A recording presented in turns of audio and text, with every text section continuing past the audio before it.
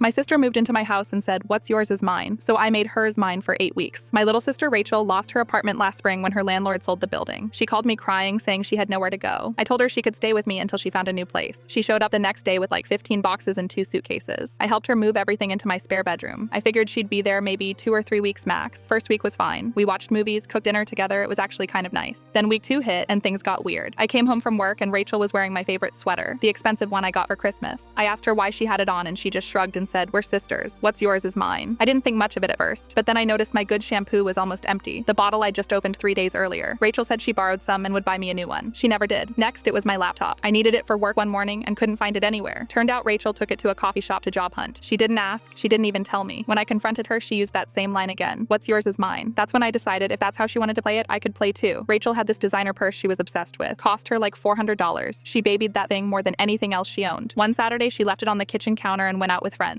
I grabbed it and used it all day. Took it grocery shopping, to the gym, everywhere. When she got home and saw me with it, she freaked out. "That's my purse. What are you doing?" I said, "What's yours is mine, remember?" She got mad and said that's not what she meant. I told her too bad. From that day on, I treated everything of hers like it was mine. She had these expensive headphones. I used them for my morning runs even though I knew she hated when people borrowed them. She had fancy makeup that she spent a fortune on. I used it whenever I wanted. Her nice clothes, wore them to work. Her car was the best part though. Rachel had just bought this brand new Honda before she lost her apartment. She was super protective of it. Didn't even like people eating in there. One morning I needed to run errands and my car was low on gas. I took her keys and drove her car instead. Got fast food on the way back and ate it in the front seat. Left a few fries on the floor mat. When Rachel saw her car that evening, she absolutely lost it. "You got food in my car. There's grease on the steering wheel." I smiled and said, "What's yours is mine, right?" She screamed that I was being petty. I said no, I was being fair. She wanted to share everything when it benefited her. Now we're sharing everything equally. She didn't talk to me for 2 days, but she also stopped using my stuff without asking. Week 5 rolled around and Rachel finally apologized. She admitted she'd been taking advantage and it wasn't cool. I told her I appreciated that, but the rule still applied. Everything stayed shared until she moved out. She found a new apartment exactly 8 weeks after she moved in with me. The day before she left, she asked if she could borrow my car to move some boxes. I said sure, as long as I could borrow hers. She laughed and tossed me her keys. We loaded up both cars and I helped her move into her new place. After we finished, we sat on her empty living room floor eating pizza. She thanked me for letting her stay and said she learned a real lesson about boundaries. I asked what lesson that was. She said, "Never tell your sister what's yours is mine, unless you really mean it." We both cracked up. Now when she comes over to visit, she always asks before touching anything, and I do the same when I'm at her place. Turns out 8 weeks of petty revenge was exactly what we needed to figure out how to respect each other's stuff.